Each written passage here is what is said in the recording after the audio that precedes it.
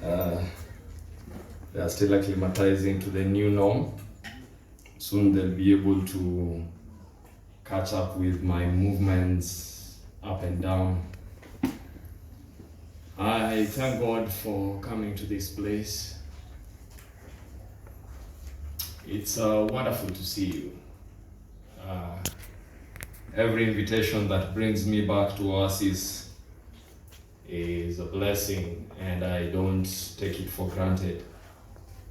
And so every time I come here, I feel the warmth of wonderful Christians, loving Christians. Even if you are pretending, I don't mind. One thing I know, I feel the warmth. So it's up to you. You can continue pretending as long as I feel the warmth. And I thank God for that. It's been wonderful. The Lord has been faithful. The Lord has blessed us. We have seen the goodness of the Lord in the land of the living.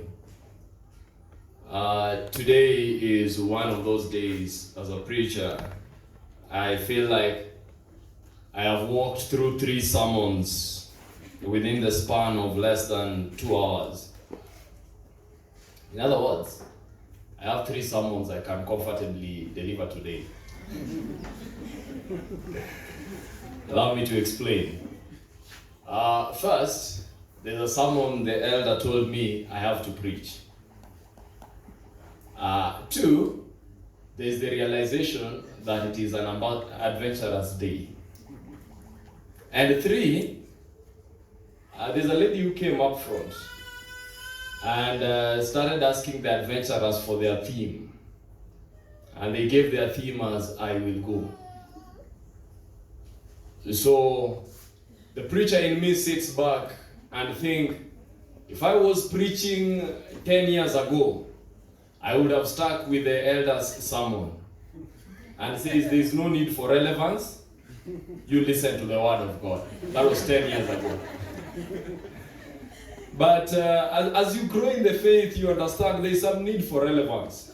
I say when adventurers are the ones who have invited you, give a sermon and try to put the word adventurer in the sermon so that at least you look relevant. Even if you want to preach an Amo Sabbath, just put the word adventurer, sprinkle it somewhere. So for that reason, I felt I owe the elder another Sabbath. We can always sort that out.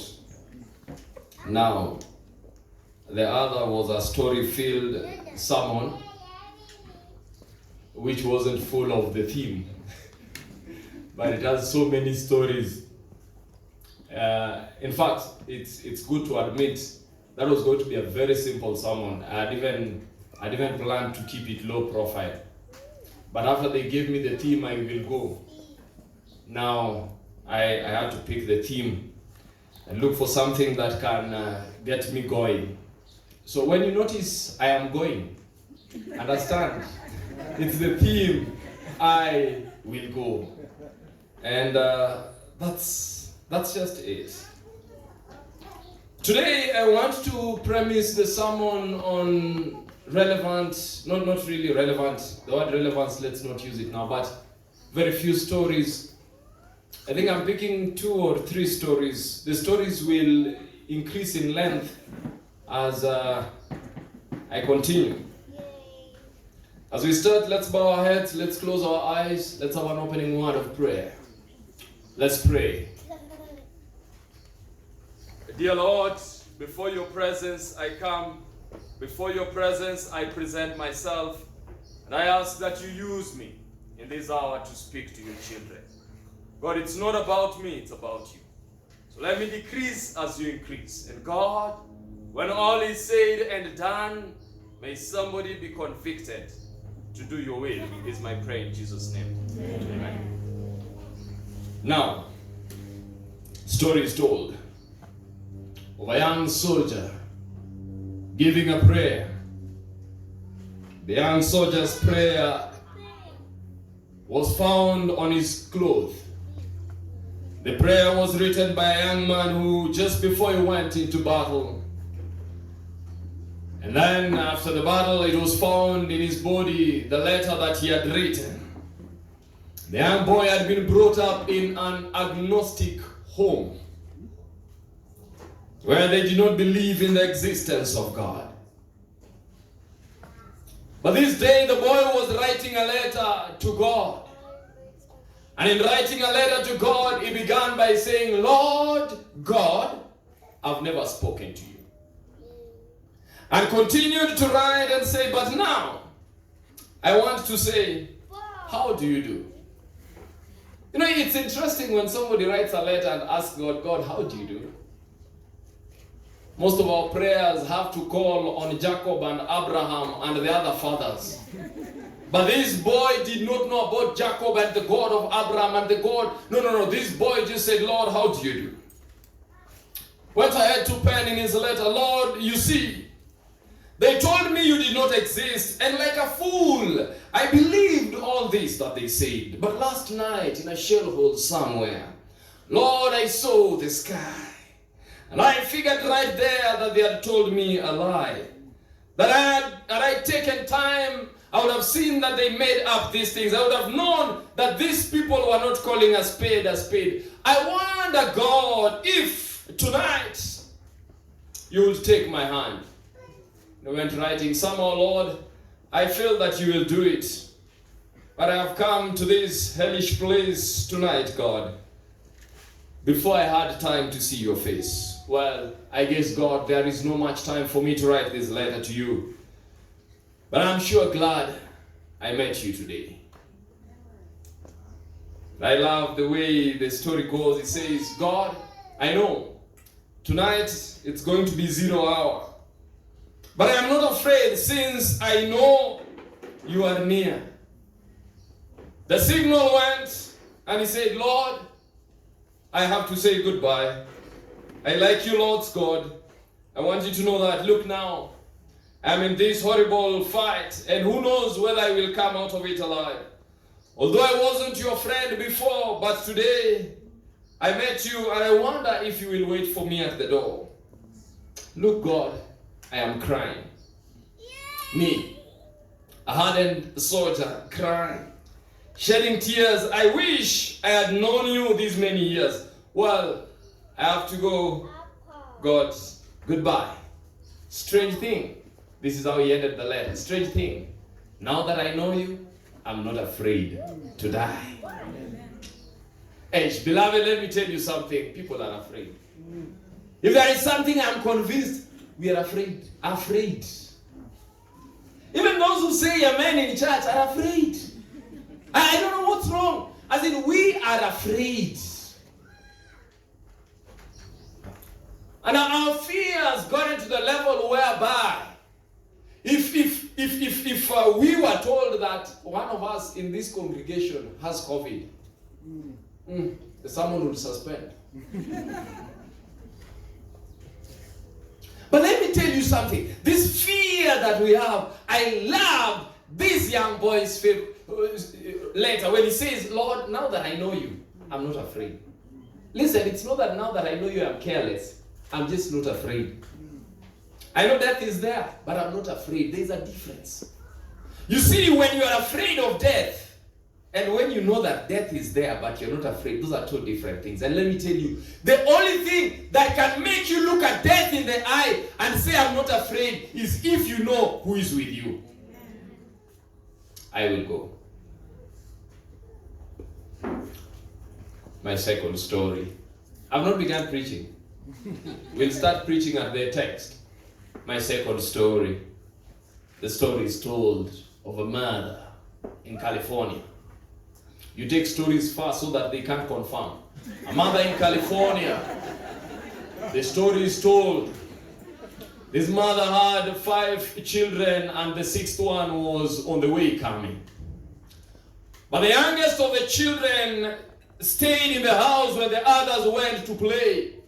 The youngest of the children kept on running around mother while mother is doing this, always at the feet of the mother. And the mother tripped on the child and got mad and told the child, go out and pray and play. And the child is like, yes, ma'am. And the child kept running around the feet of the mother. The mother got mad. What's wrong with you? And second time, tripped, almost fell. And third time and fourth time, And the mother was mad and asked the boy, what's wrong with you, child? Why don't you go out?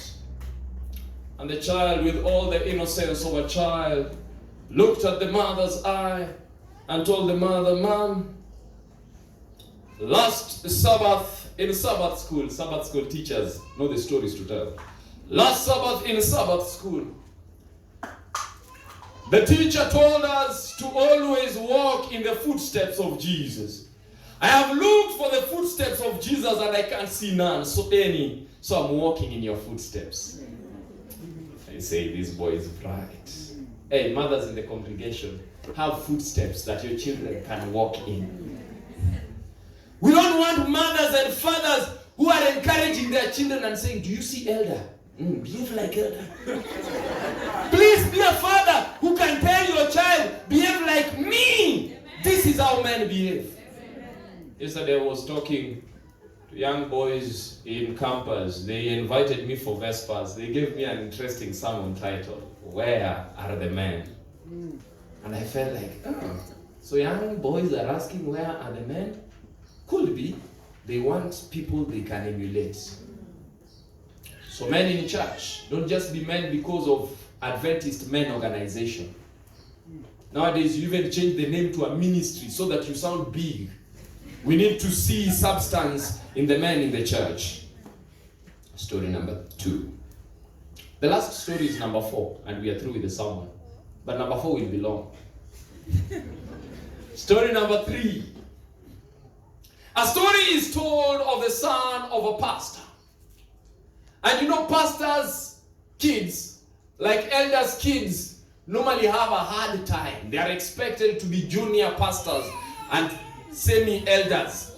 As in, when you see an elder's kid, you expect even his composure, the way he walks, he should be walking like an elder. An elder's kid has a hard time because he's not expected to jump up and down like the other kids. He's expected to jump like a miniature elder. And the story is told of a pastor's kid. And the pastor walked with the kid from town to town. And this pastor, while he was doing door-to-door or a distribution of literature and flyers, he would go with a child. But there is this day when he decides to go with his kid. And they've distributed all the flyers. The kid picks the story that this is how to evangelize. So one day, on a rainy day, it was very cold. And the pastor... The kid, you know, I love something about kids. You teach them a routine, they follow it. Oh, my daughter. You know, since I got a daughter, she has to be sprinkled somewhere in the sermon to show that I am relevant on an adventurous Sabbath. So my daughter has taught me something about kids and routines. A kid loves a routine.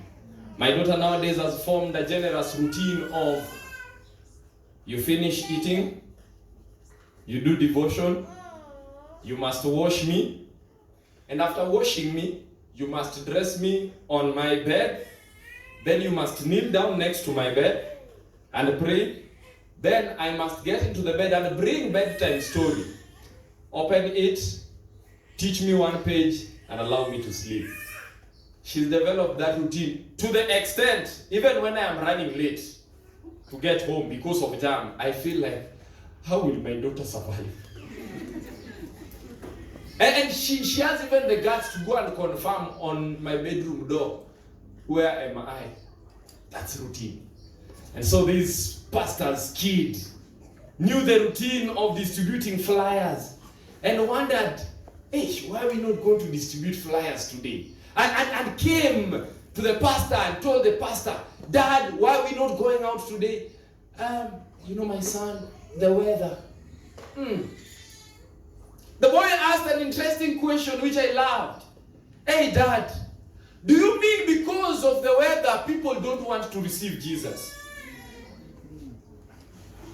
Because you know, when you're encouraging your kids, you tell them, by the way, take church seriously. Take church seriously. Then now you're like, hey, the weather. We can't. Do you mean? So the boy said, okay, I've dressed for the weather. Give me the flyers. The dad looked at the kid. Felt like, okay, don't discourage your young evangelist. Give the flyers. The boy went out in the drizzling weather, cold. and went out and started distributing flyers to everyone on the street, and remained with one flyer and didn't know whom to give because people had all gone to shelter. The boy thought for himself and looked and saw ahead of him some door. Went to that door and knocked. Nobody opened. And rang the bell and nobody opened. The boy wanted to leave but said, no, let me continue knocking. There must be somebody inside. Continued knocking incessantly, and after some time, an old woman comes out. This old woman comes and sees this boy. Asks this boy, what's the problem? The boy says, Jesus loves you. I came to tell you that God loves you. And I have this flyer that contains information that God loves you. And that point in time, the lady took the flyer, locked the door. The boy went back home, and the story almost ended, save for the fact that the next Sunday, there was a church service. And that pastor who had sent the son was the preacher. And the pastor started preaching and preached and preached and says, who has a testimony in church? An old woman from the back of the church came. Please sit at the back. That's the moral of the story. An old woman from the back of the church came and walked up front and said, I have a testimony. Last week, on such and such a day, rainy day, I had gotten to the end of life. I was bored with life. I wanted to give up. You know what? I went and took a rope, tied it on the rafters, and placed a noose on my neck. And I was standing on a chair, about to kick the chair off so that I can just commit suicide. But somebody knocked at the door, and I stopped. And I thought for myself, if that person goes away, I am killing myself. The person continued knocking at the door, and I thought, why can't this person go away? And the lady says, I went to dismiss the person so that I can be able to come and finish my suicide mission. Now, when he went to the door, he says, I met a young boy who told me about Jesus, whom I had never met before. And you know what?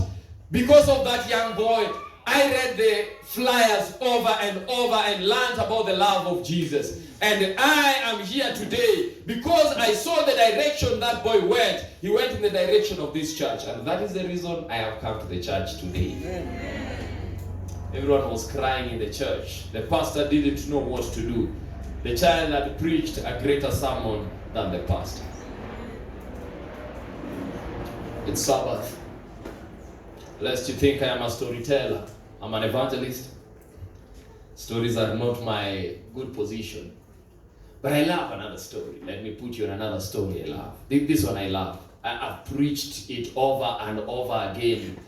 So it's for ambassadors. Ambassadors, I'm an ambassador's elder. Adventurers. It's for adventurers. So adventurers, I was looking in the Bible for a young boy who is adventurous. A young boy who loves adventure. You know what adventure is? Adventure is the moment when mommy says, please walk, and you feel like running. Even on a small place. Yesterday, I was with this boy, 3 years old. We were at some function with the boy, and the boy came and told me, hey, Chief, let me show you, I can run. And we're in a place where you don't need to run. The boy said, I can run, let me show you. He ran round like this and came back and was panting. I told him, good boy, that's good. And then he went to the mother. Mother, come, we want to compete. The mother is like, surely. No, mother, we have to compete. And all of us were looking at this scene and almost begging the child, hey, please spare the mom of this situation. He said, please, mom, please, we have to run. And the mother tried explaining, please, mom, please. The boy was persistent. The mother had to get out. They ran. He outran the mom. He came back excited and celebrating. That's adventurous. And so I went to the Bible looking for a young lad who was adventurous. A young lad whom I am convinced in his younger years, he wasn't on the PlayStation, he was climbing trees. A young lad, I am convinced, in his younger years, if he was bought for a toy, he must have decided to break it into pieces to confirm what is inside this toy. That's adventure. And this young lad is found in the book of 1 Samuel. Under the theme, I will go. The theme is I will go. By the way, I must explain why I picked this. I was looking for a place where a small boy just says, I will go. That's what I was looking for. You know, at times, aspiring preachers, when you are asked to preach, try and pick the word they've said. Because why are they saying, I will go? We want a child who says, I will go. And I looked for the child. I looked quickly. So I'll go to the story quickly. This story, you commonly know it. You refer to it as David and Goliath. But I refer to it as the child and the big man. I will go. When children decide to go. In 1 Samuel chapter 17 and reading from verses 1. 1 Samuel 17:1. There are some of those sermons you preach so many times, you are even afraid. Everyone in the congregation knows the sermon. But you say, hey, what don't we know? You know 1 bob is 1 bob, isn't it? And you're still told, I've given you 10 bob. So you know. So let's just remind ourselves of things we know. In 1 Samuel chapter 17, reading from verses 1, the Bible says, the Philistines were gathered together, their armies to battle, and were gathered together at Shoko, which belongeth to Judah, and pitched between Shoko and Azekah in Ephes Damim. And Saul and the men of Israel were gathered together and pitched by the valley of Elah, and set the battle in array against the Philistines. I always read this story and it makes me excited. You know, I say, when you want to watch violent movies, go back to the scriptures. Don't go to the screens, just go back to the scriptures. This is battle, this is real stuff. Leave those things on movies where you know that person did not die, because how can he die and in the next movie he's alive? That's not true. That's not true. It's almost like immortality of the soul. They don't die. But listen, this one set in battle. And the text says, Saul and his men were on one side, the Philistines on the other. The Philistines stood on a mountain on one side, and on the other there was a valley between them. There went a champion out of the camp of the Philistines named Goliath of Gath, whose height was 6 cubits and a span. But you see, Goliath in this story represents to us an impossibility. I've always read the story, and I want to remind us, Goliath represents an impossibility. You know, in life, there are things you look at and you say, this one, you can't manage. You know, when you start with life at a point of saying, this one, even if you considered everything, this is impossible. But let me tell you, it takes the spirit of a child to look beyond the impossible. You're not getting me, you're not getting me. I said the story is familiar, so let's just understand the spirit of a child. Do you know something? For a child, the father is the most powerful human being on the planet. Even if you are weak as a father, please don't call your child to a conference to explain your weakness. No. That child believes you are the strongest walking on earth. Let me tell you. And that's why we have a problem with children when they get to a given age and you don't correct it. Because let me tell you. Do you know why ambassadors are stubborn? And when they are in adventurers and pathfinder, they are not stubborn. Do you know why? Because you did not tell them certain things. This is what happens. When they are in adventurers, they believe dad is the most powerful. As they grow, they start understanding, there is somebody more powerful than dad. In fact, you should meet young boys at this age of 7 years and 6 years, explaining to one another, hey, my dad is powerful than yours. And everyone explains, even a dad whom you know, this one we've seen, we are convinced. This one has no power. But meet their children discussing, my dad is more powerful than your dad. But you see what happens as they grow, when they get to the age of 10 years, they see their teacher and they say, hey man, Dad is powerful, but you've not met teacher. Teacher is something else. And that's why they spend time with the teacher until they believe Dad said, but teacher said. Have you heard that? In fact, what teacher says at some point in time becomes now the new rule. And you know what happens? After some time, they realize teacher is not as serious as, hey, you don't know what so and so said. Now the age mates are now more serious. So let me tell you, as parents, I believe as they grow, start telling them and explaining to them so that they understand. In fact, let me tell you, if as a father, your child grows up knowing that the most powerful person is God, no problem. You are in no problem. Because when they know the most powerful person is God, even if teacher says, but you don't know what God said. Let me tell you, God said go to church on Saturday. I know teacher has said, but what has God said? Let me tell you, a child, and that's why the Bible says, train up a child in the way that he should go. And when he is old, he will not depart from it. The way he should go. By the way, it's never been train up a child the way you want him to go. It's never been train up a child in your way. It's in the way that he should go. That is the way of the Lord. And that child will get into the battlefield one day. Let me tell you, a child who knows God will get into the battlefield one day. You love your child, you love your daughter. But one thing you must know, one day this child will find themselves in the battlefield. What is that battlefield? Nursery school. What is the battlefield? Kindergarten. It's class 1. It's class 8. It's Form 1. That's a battlefield. Let me tell you, if your child cannot stand for God in class 8, don't expect all of a sudden when they get to Form 1, it will teach them to stand for God. And if your child is playing church in Form 4, don't expect campus will be better. In fact, campus will expose the fact that he's been playing church.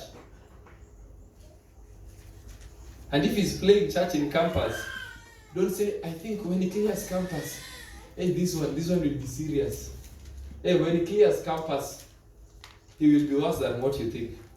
So please, let's bring them to the Lord. Present them to the Lord. Present the adventurers to the Lord. Present this adventurous spirit to the Lord, so that even when they are playing, they play knowing that there is God who is watching over them at all times. I look at the text. And the text, you know, because of the kids, I don't want to describe these things so much. When I deal with adults, I describe Goliath so much, but with the kids, I don't want to describe so much. But look at the way Goliath is dressed. You know, I looked at the dressing of Goliath until I told myself, when the Bible describes your dress, this is serious. As in, the Bible decides to describe how Goliath is dressed, so that afterwards you can understand this guy wasn't your normal person. In fact, the Bible says, listen to this in verse 5. He had an helmet of brass on his head. Wait. What part of the attire did we start with? The head. Why? I think the story should take us to the end, because the head had a helmet of brass. He was armed with a coat of mail. The weight of the coat, 5,000 shekels of brass. He had greaves of brass upon his legs and targets of brass. The staff of his spear was like a weaver's beam.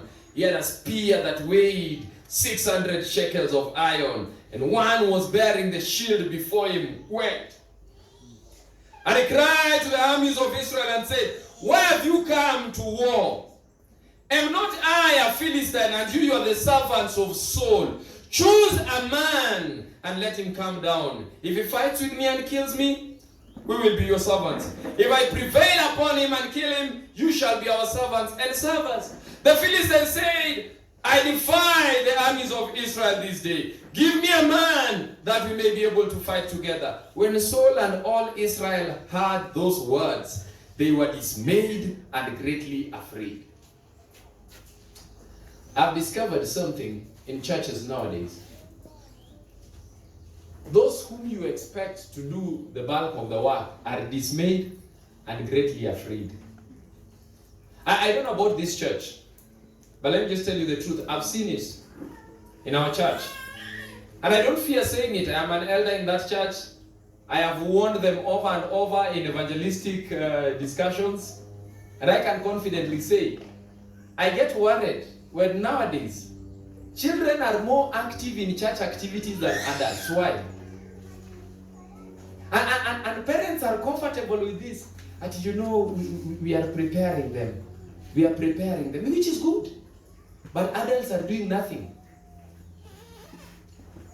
So we are so good at preparing children to present memory verses, and adults, none. Hey, adults, can we try? We tried memory verses. Hey, preacher, come slow. Okay. But it's an adventurous Sabbath, so the memory verses, try them on adventurous. I know adults were asking, but all these children have favorite songs. Why don't they have favorite texts? Hey, but adults, try it with the adults. They'll also have only songs. And if it is text, they will pick one or two encouraging ones from Psalms. We know you.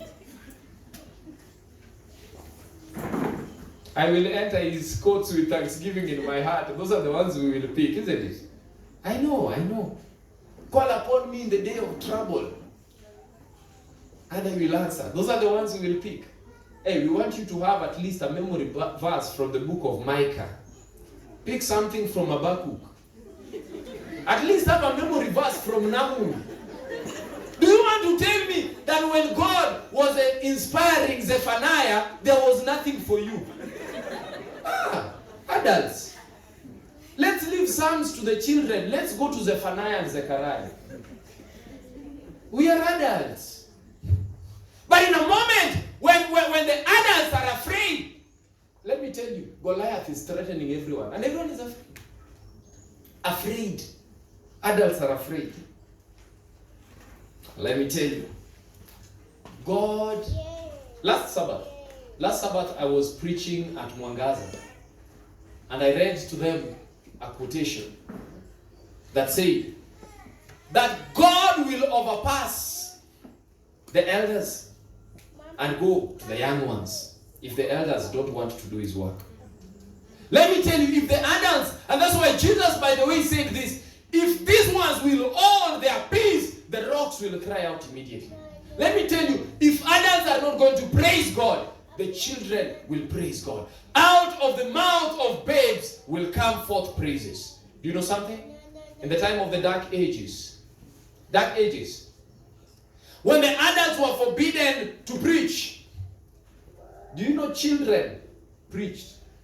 In the Dark Ages. This is in the book Great Controversy. You can go check. Dark Ages, and let me tell you, the children will go around playing with their toys, and after some time, they are brought and placed on top of a table, and they preach a sermon. Children. Oh. It was the delight of my evangelistic spirit when I went to Arusha one day, and in the morning during Sabbath school for the devotion, I saw a young boy about 10 years old, and this young boy stood up with the Bible and he was preaching in Kiswahili, and I was like, wow, that's it. He preached an entire sermon.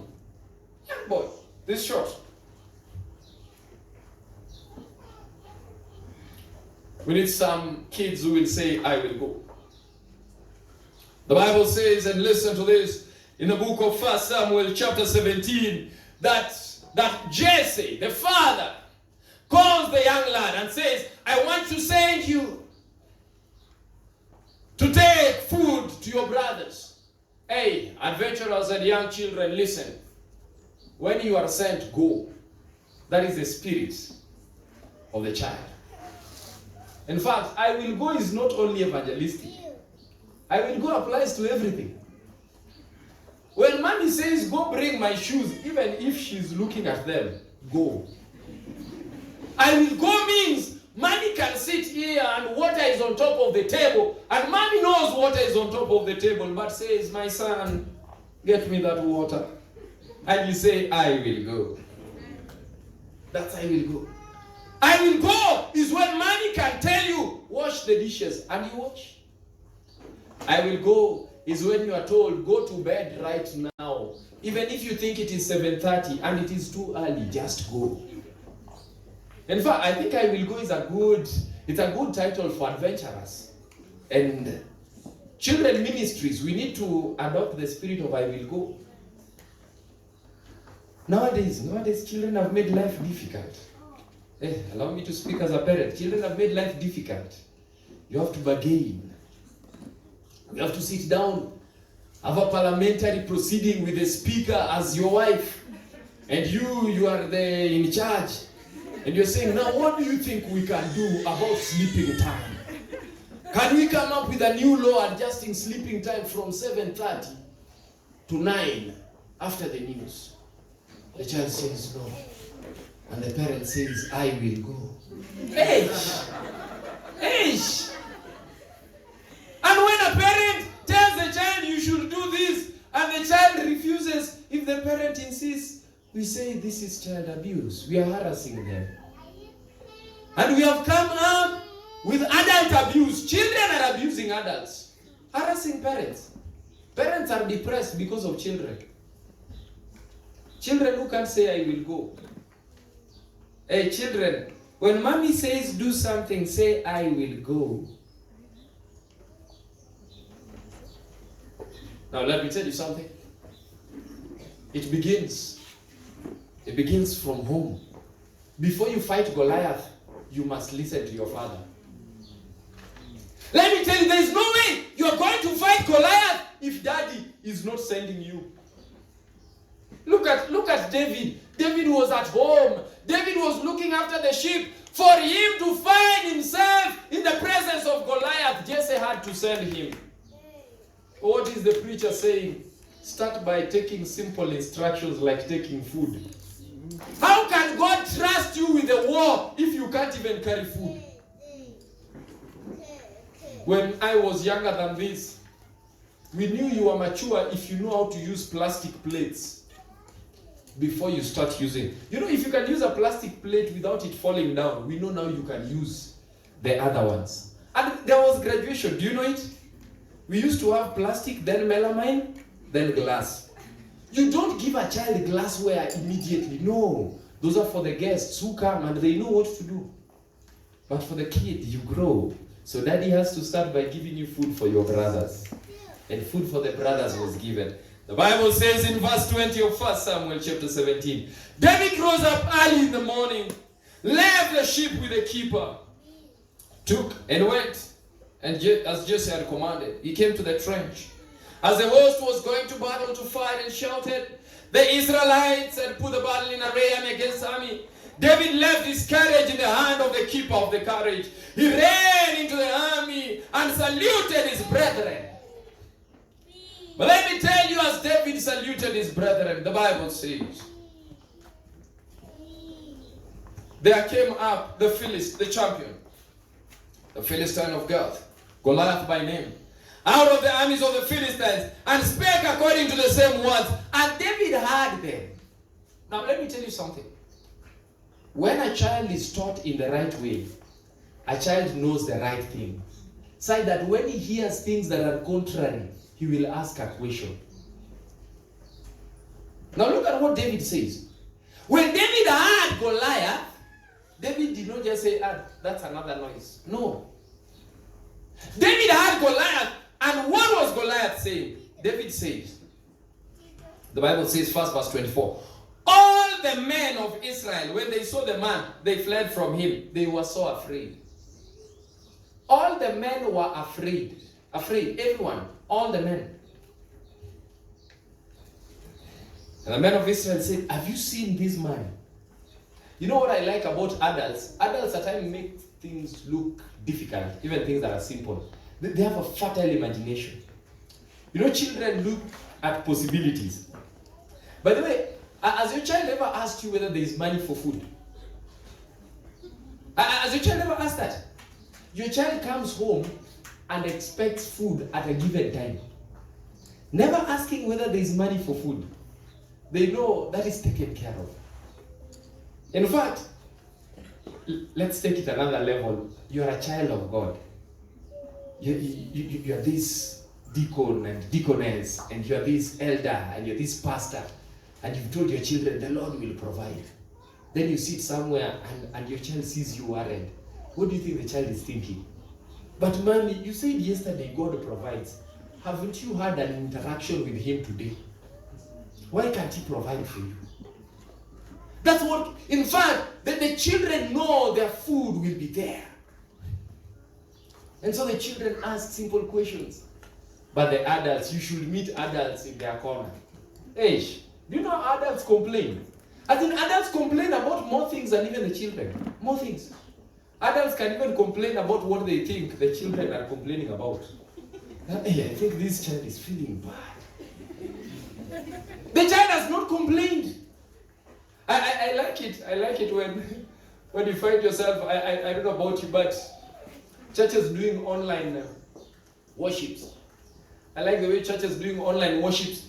You'll find the church leadership is seated discussing how bundles are expensive. You wonder. And you know, if we do the whole service online, you know, how will the youths afford? Imagine, the youths have not presented their case that we don't have bundles. But the leaders, the adults are already feeling like nobody can afford. Adults always afraid. Where's your faith? No, listen to adults discussing in the battlefield. Verse 25. Have you seen the man? Mm-hmm. As in, adults always magnify things. Have you seen the man? That has come. Surely to defy Israel, he's come. It shall be the man who kills him. The king will enrich the man with great riches, will give him his daughter, and his father's house will be free in Israel. No taxation. Adults, do you know what taxes are? Why? Can you imagine such a proposal? No tax.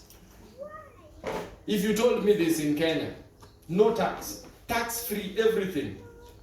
Hey, this is a good bargain. But at what expense? How do you go to kill a man whom you know you're going to die immediately?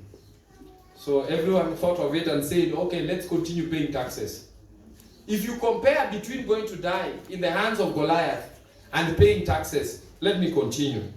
And David, this is the man. David, the young boy who had come to just bring food. Oh, thank you. David, the young boy, comes and says, what shall be done to the man who kills this Philistine and takes away the reproach from Israel? For this uncircumcised Philistine, who is this uncircumcised Philistine? That he should defy the armies of the living God. Have you noticed something? All through, nobody brought an idea of God. All through, people were running away. But one little boy comes to the camp. One little boy, armed with nothing but the knowledge of God, comes and says, who is this who is defying the armies of the living God?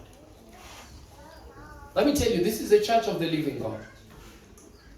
And people should not defy the church of the living God. And you see, hey, adults are quiet, just watching and liking the comments. You know nowadays social media, the way it likes harassing us. Did you know? Did you see it this week? The way we're being harassed online? And adults are watching and cheering on. I say, no! We can't sit back. Here we are, SDA men are being bashed everywhere.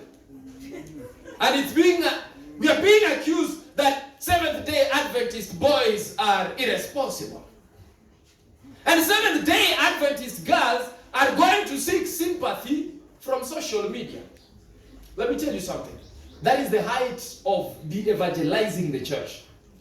If you met a hypocrite in church, where did you want the hypocrites to go? They need God. Let them sit in church. We will tell them today not to be hypocrites. We don't want men who are specializing in heartbreaks. I know Jesus came to heal the broken-hearted, but not for you to break them. But I saw it. And adults, by the way, once in a while, we need some adults who will come and stop these discussions on social media. Because everyone just watches and cheers on. And then you see some courageous member of Oasis also posting and liking the post and saying, yeah, even me, it happened. Imagine.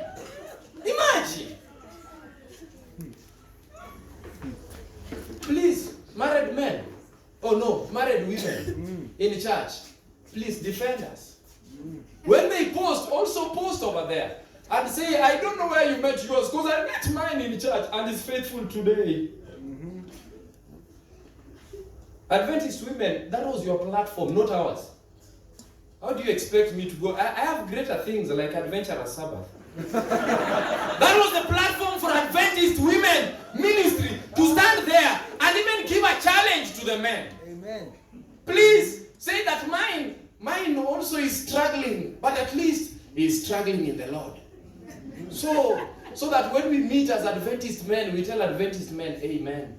You saw the women said we are struggling. Let's struggle more and get better. But I was disappointed. You see, senior members of the church contributing to such discussions. And I think some small David must have asked, who is this uncircumcised Philistine? Who is tarnishing the name of God's church before everyone? Can't continue like that. In a few minutes, you will hear us. We are now the talk of discussion.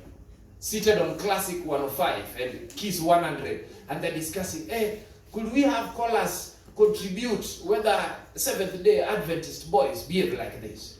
Then you hear somebody coming up saying, yeah, I'm a Seventh-day Adventist. How? Then I'm a Seventh-day Adventist. It also happened to me. These are Sabbath boys. I don't know what's the problem with them. Please. We cannot do that. That's why David gets mad and he's saying, well, why is God's name being joked with like this? Why are people talking about God's church like this? Who will do something to this? Let me tell you, when that is us, a small boy should have come up and said, I will go. When somebody will say, I will go and defend the Lord because God's name is being tarnished. By the way, that's not the name of the church being tarnished. It's the name of the Lord. And if you don't know it, let me tell you. I know I've digressed from the sermon, I'm coming back. But this digression is necessary because this is present truth. People are going to leave the church because of it. Let me tell you. Watch the turn of events. Results are out. That some boys decided not to go do exams on Sabbath. And these boys have excelled in their exams. Now the devil, wanting to shift attention from the fact that boys who stood for God excelled, now starts talking about boys who disappointed God in relationships. I saw it coming. And please, choose which side you are playing on. But David says, what shall be done? The people answered him and said, it shall be done after this manner. And Eliab. Older brothers always behave like this. When they see the young ones are more courageous than them, they behave like this. We know you. And Eliab, the Bible says, Eliab, listen to this. Eliab, the older brother, when he heard that David spake to the men, Eliab's anger was kindled against David. Annoyed. But then why do you get annoyed when the younger ones have just made a good suggestion? Why? Why get annoyed? In fact, let me tell you, I know why Eliab was annoyed. Because the stand David took rebuked him. You know, when at home, you always say, you must listen to me. I'm a big guy. No, I'm the one who has been chosen to go to the battlefield. Then David comes to the battlefield and looks at big bro running away. No. You know, there are certain things in my sanctified imagination, I tell God, replay for me this. I see your elder brother, whom you bragged at school and told everyone, you ain't seen anything yet, my brother is strong. He even goes to the battlefield where your brother did go. And now big brother has been seen running away from Goliath. The big brother who came last time, and you know the way big brothers, when they come from the battlefield, they have big stories. Hey man, you should have been there. Goliath came and we chased him away. Every time you hear about the story of Goliath, Goliath runs away when he sees me there. So even you small boy, run away. If Goliath can run away. Now he sees Eliab running away and terrified. Eliab came. And look at what Eliab said. Why have you come down here? Eliab asks. And with whom have you left the few sheep? In the sermon, I always say, did he have to specify the number of sheep? As in, when somebody wants to prove that there is nothing that you're doing. Oh, kids know it. When your mother leaves utensils and says, I just left for you a few utensils. And you didn't do anything, a few utensils. And even mom knew the utensils were many, but just to show that you're not hardworking. I only left 2 or 3. And it was a sink full. 2 or 3 and you did nothing. With whom have you left the few sheep? In other words, and I see it today in this sermon, that Eliab, having been rebuked of his irresponsibility, wanted to get an excuse in the irresponsibility of someone else. And let me tell you, I love David because David left. Beloved, listen to this. The Bible is inspired. The Bible did not even skip that bit because we would have been going into our sanctified imagination to think that David left the animal somewhere safe. God knew Eliab would ask the question. That's why in earlier text, he left the sheep with the keeper. Look at that. I love the Bible. It can't contradict. He left the sheep with the keeper. So that when Eliab asks the question, we who have read know that he left the sheep with the keeper. Look at that. And God wants a lesson. Hey, little ones, there's a lesson in responsibility. There's a lesson in responsibility. Always leave the sheep in the right place with the keeper. You don't just run away. You know the way as kids, you see something exciting over there, you leave everything here. That's how you lose your pencil in school. Because you saw the football, you forgot that you are in class. Listen, when you see the football, pack your books into your bag before you go to play football. There must be some order. These kids whom it's lunchtime, you forgot that you are playing. You leave everything here. You go eat. After eating, you leave everything on the table. No. As kids, after eating, you take away the dishes, okay? Good. After eating, be responsible like David. You eat and you take away the dishes. In fact, kids, when you take the dishes, don't just throw them in the sink. Let some water run over them and pretend like you're washing them. Then you put them in the sink. So that at least when mommy comes, mommy knows you are responsible. You tried to wash. And please, mommy, when a kid tries to wash, don't rewash immediately. There's some wisdom in not rewashing immediately. Wait until they've gone to play, then you rewash. Then next time you give a lesson on washing. You don't discourage somebody, they tried to wash, then you are here. Nowadays, even you're leaving it with the oil. Please be a bit humble. But let's come back to David. With whom have you left the little sheep? I know your pride. I know the naughtiness of your heart. That you've just come down to see the battle. By the end of the story, you will know who came to see the battle. David is being told you've come to see the battle. And yet, the real people who are just watching, we know them. But then, do you know, the most irresponsible people are the ones who accuse others of irresponsibility. That is why in my story of digression, those who are complaining about bad boys, what were you doing looking for bad boys? How do you go looking for bad boys in church? I told people yesterday in a sermon, and I can dare repeat here, hey, when you're looking for real men, look for a man who has Jesus. Don't look for looks. You went around looking for muscles, they went to the gym with bad habits and came back with muscles. Then after that, you are disappointed. Please look for Jesus. After you get Jesus with somebody who is 1 GB like some of us, we can go to the gym. At least Jesus, then you go to the gym. But if you started with the muscles, please. You made your bed, lie on it. You reap what you sow is a biblical principle. So I ask, well, By the way, how are you attracted to bad boys? How? How? When there are very many who are sincere, the sincere ones don't like us. Hey. But why don't the sincere ones? Oh, they are boring. Precisely. They are boring. Okay. So you went for the exciting ones. Hey, they disappoint excitingly. Very good. They disappoint you until you are happy with the disappointment. You look at the disappointment, you're like, Yeesh, I'd rather be bored. Let's come back to the sermon. It says, and David asked, what have I now done? Is there not a cause? Is there not a reason why I have come? But listen. He turned to another. He asked a question. He was answered in the same manner. And when the word that David came reached Saul, Saul said, call him. Let him come. And now listen to the small boy. I love this. I love this. By the way, this picture should be replicated in church one day. When a small young boy walks up to the front and says, let no man's heart be afraid.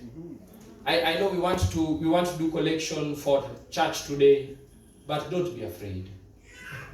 You know the way adults are afraid of collections. So a young boy comes and says, let no man's heart be afraid. And he says, because of that man, thy servant will go. You're looking for the word I will go. That's where the sermon title came from. I, your servant, will go. Listen, please do not suggest a suggestion you can't handle. Don't give us a solution that you don't even know who will do it. And by the way, we need some people to go and do door-to-door visitation. Then you come and ask, okay, how many are going to go? You don't say we need some people. You say, I am going. Who is joining me? Don't keep suggesting things. This issue of coming to church and saying, oh, the sermon is boring. Take one Sabbath and preach and show them an interesting sermon. If you know how to analyze a sermon, you should know how to preach it. You can't be a good analyst. You say, the way this preacher was preaching, it was so boring. I was almost sleeping. Try one day. People will sleep, you will understand. You'll be humble. You'll be humble when people don't sleep in your sermon. In fact, some of us got to a level when people sleep, you count how many. Then you finish today's sermon, you say, hey, at least God, thank you. Only 5. Only 5. I'm improving. Last Sabbath it was 10.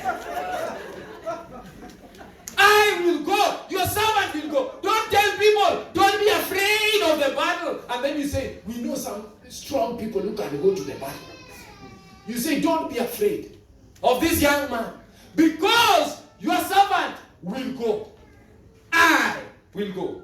Because your servant will go and will fight this Philistine. Listen to that. David said, your servant is going to fight against this Philistine. And I read the story. The Bible says, Saul said, you are not able. Let me tell you, any young man who comes and says, I will go, there is an adult who will say you are not able.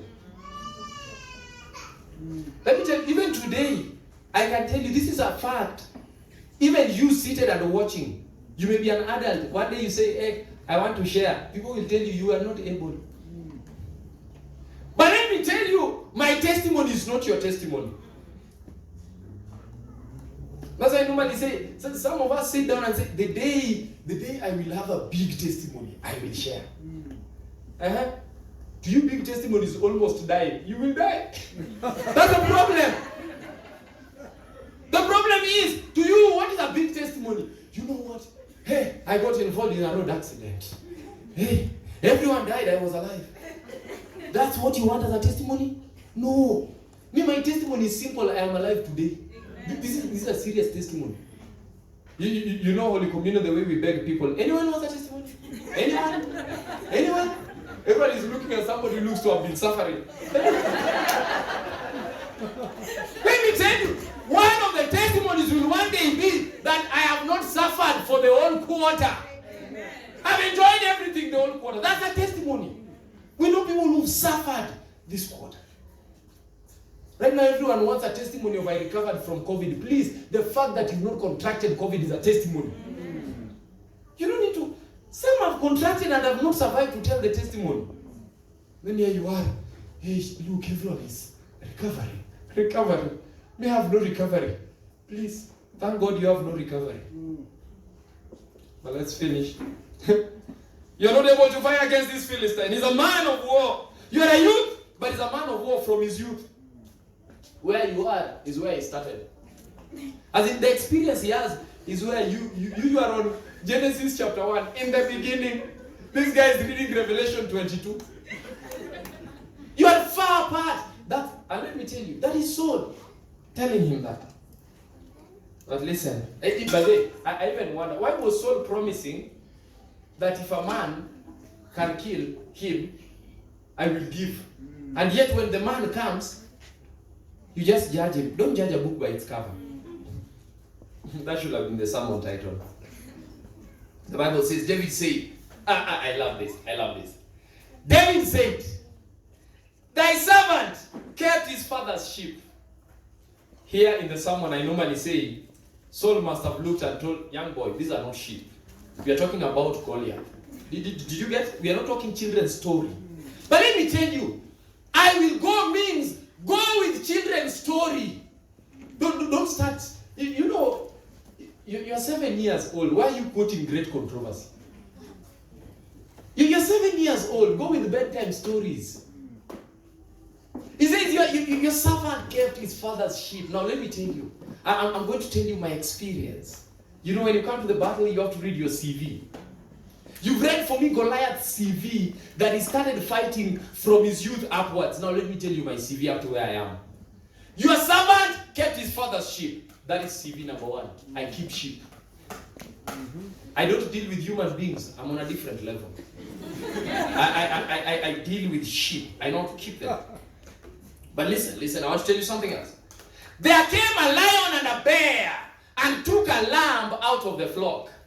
Hey, those who have listened to this sermon know that I normally explain that it's easy to say that I ran away. Because when a lion comes here right now, it's easy to say I ran away. But listen, says this. I went after the lion, smote the lion, delivered the lamb out of the mouth of the lion. And when the lion rose up to fight against me, I caught him by the beards. I shaved mine. I caught him by the beards and smote him and slew him. Look at that. You're telling me about Goliath? I don't fight human beings. I fight animals. I deal with the lions. I have killed a lion. You're threatening me with a human. Surely. Where are we talking? Are there comparisons now? As in David has said, now we are at different levels. In fact, I am in the university. You are bringing me back to kindergarten to revise. Because I had left kingdom, human beings. This one I had left. Now I'm dealing with animals. And not just animals. I left even the sheep. I'm not separating two fighting rams. I am dealing with lions and bear. And after he has explained that, he says, your servant slew both the lion and the bear, and this uncircumcised Philistine shall be as one of them, seeing he has defied the armies of the living God.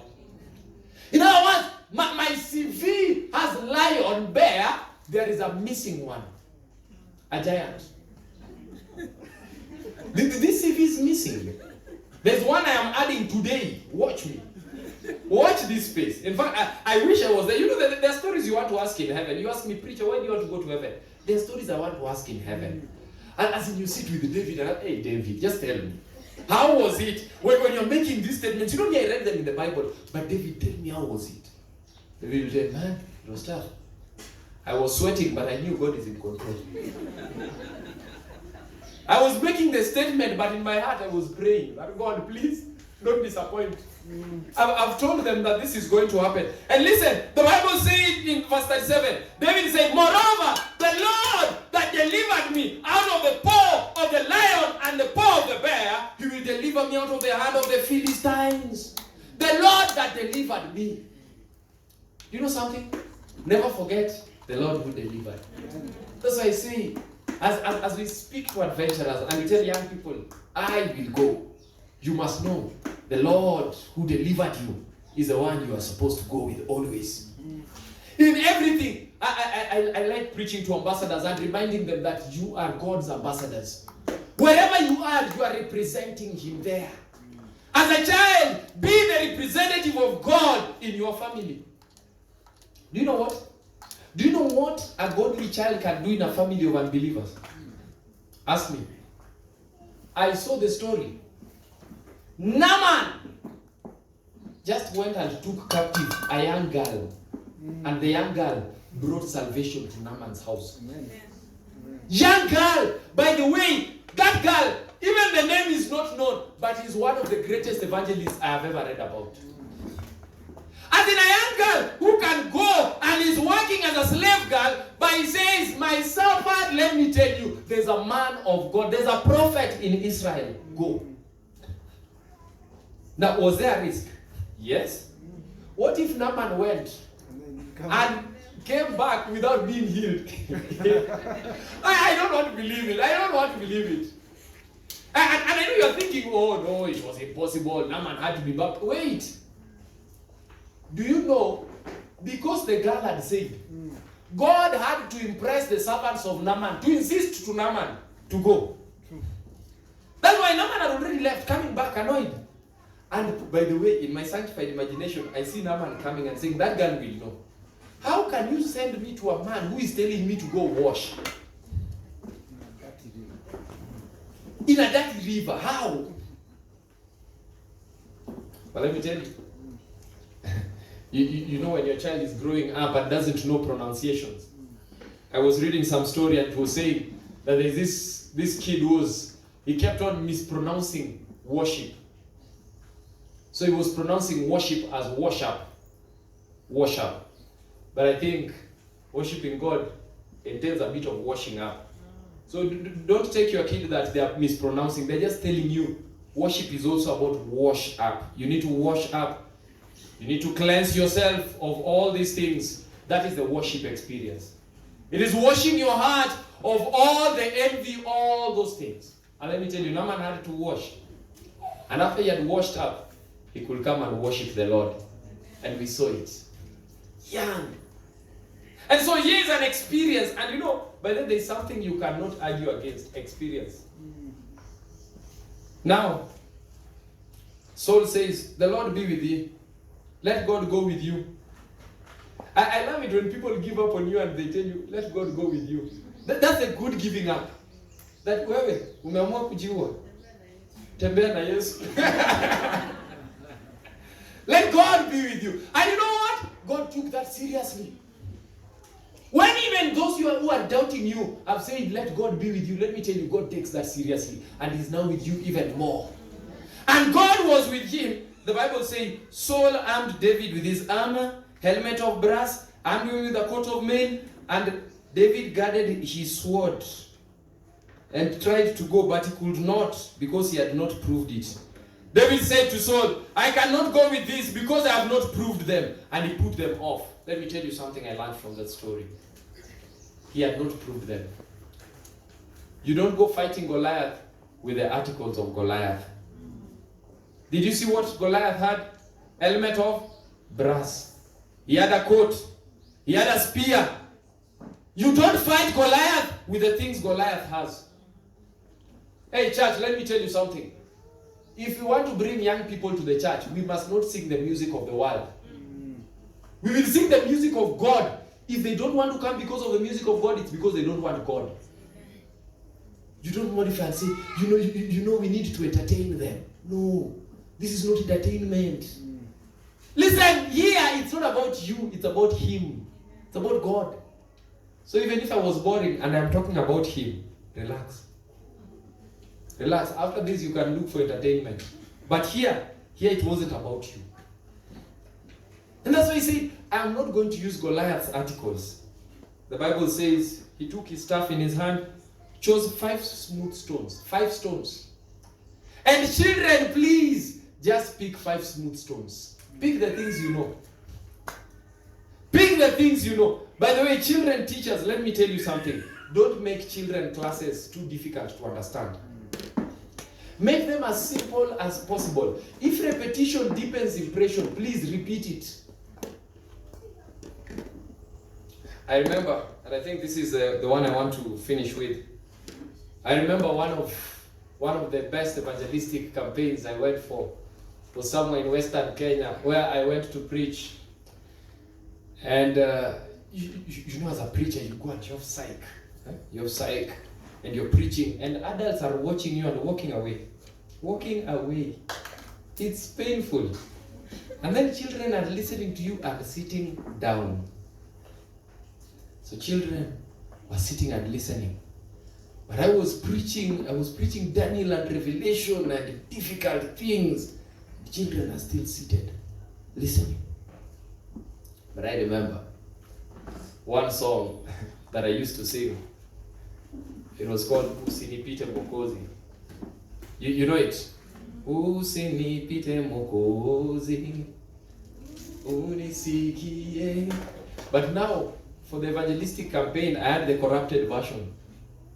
So there was another corrupted version that was singing Usinipite Mokozi, unapozuru wengine, magoti napiga pale, nisamehe. Oh, nalia usinipite, nalia usini. Now you know what? Zuru wengi. So that was my theme song. So before every sermon, I would sing that song. As time went by, week 2, when I was about to stand, the kids will always come from everywhere and say, Nalia is standing, let's go. And people will come to listen to the song and listen to Nalia. And I thought they had forgotten it. And when I went back for a follow-up mission, the kids still remembered Nalia has come back, let's go. And they came, and the results was good. But I say, pick what you know. 5 smooth stones. And he went with 5 smooth stones. Goliath saw him. David saw Goliath. And David stood over there and told God, God, look at what I have. You see, when you say, I will go, it doesn't mean you have to have everything. But then let me tell you, one of the reasons people don't do evangelism is because people think, I need to understand the whole Bible before I go to share anything. 5 smooth stones. And he went with 5 smooth stones to face Goliath. Why? God was with him. When we say, I will go, and this is our theme, by the way, this is not about adventurers only. When we say, I will go, I am daring you today. What are the 5 smooth stones you have as an adult? If your 5 smooth stones is coral, I saw the coral was looking like that. They're the serious thing about this place. Hey, if your 5 smooth stones is coral, please be serious. Be serious. In fact, tell people you had the coral before COVID. No, listen after. It's something else. These are 5 smooth stones. Did you notice even the stones were smooth? Please round your voices. Don't come out here telling us, oh, just accept me the way I am. We can't. You are a coral. A coral, what do you expect? A coral coming to give excuses that, no, you know what, just listen to the message, not the voices. No. That one you leave to chief. I'm the one who can say that. But you, coral, please, delete that name. You can't call yourself coral, then you want us to just listen to the message. Hey, the message is packaged. You know, there are those who present, and there are those who... it's different. It's different. So when you hear, let's have the choral come. If a church choir can decide not to call itself a choir, no. You're on another level. Don't disappoint. 5 smooth stones. Now please, your 5 smooth stones may be the singing. Say, I will go. I will go and face the Goliath. Let me tell you, right now, there are people who are suffering. There are people who are in pain. There are people who have lost loved ones. There are people who are going through hardships. Please, use your 5 smooth stones. Some of us will preach. Some of you will sing. Others will pray. What are your 5 smooth stones? Don't say, hey, the day I will preach like so and so, I will share Jesus. Please, just share Jesus with your 5 smooth stones. And look at what Jesus did with him. 5 smooth stones in the hand of David. Goliath down. He said, I will go and bring Goliath down. And that's what we need. Just 5 stones, and men and women and children who are courageous to go, and God will use them. Amen. You don't need too much. You need 5 smooth stones. I've always said, if it was some of us, and you know it, if you are the one who was to go meet Goliath, how many stones would you have picked? Hey, you'll have picked 5 first, then you say, hey, 5. This Goliath, if I throw the first one, then I run away. I throw the second one and run away. Hey, 5 is little. Some of you, even the stones will be heavier than the way you want to fight Goliath. But you see, when you trust in God, 5 smooth stones. I've always said, David picked 5 because of your faith. Because of you, not because of him. David knew I need only 1. But because they may be worried about my safety, let me pick 5. Just to make you not worried about my safety. But the Lord I serve will not use 5. The Lord I serve uses 1. Just 1. It may be that 1 song. It may be that 1 prayer. It may be that 1 sermon. It may be that 1 sharing. Just 1. May the Lord bless us. That we may be the ones who will say, I will go. If we can stand where God can use us, that is what is needed. In these last days, God needs people whom He can use. May God bless you. Amen. Let's stand up for a word of prayer.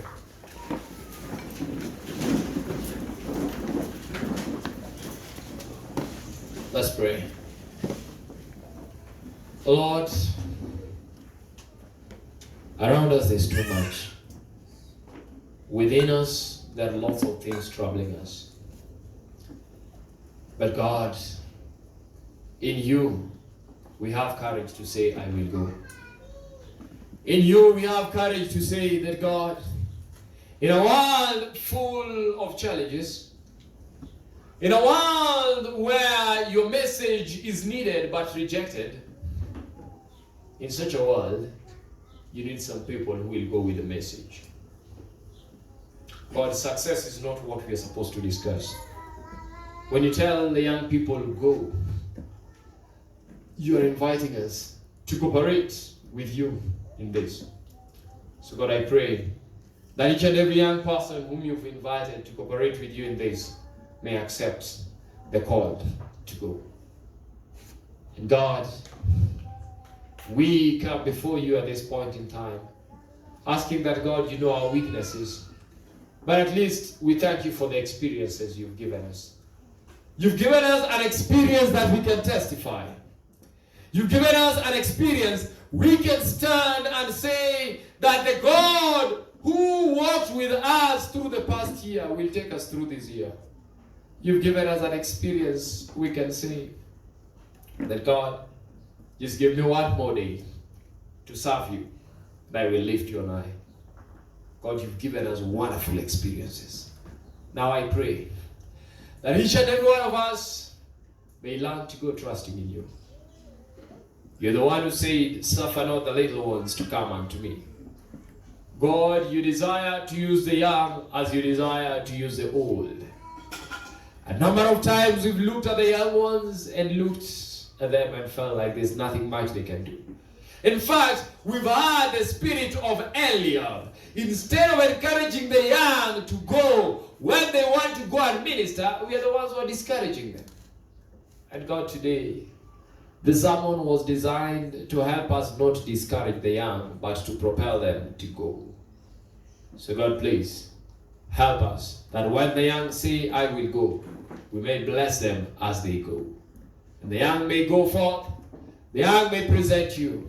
And God, old and young may join together in this worship service. That God, you may bring the increase that is necessary. Now God, keep us safe.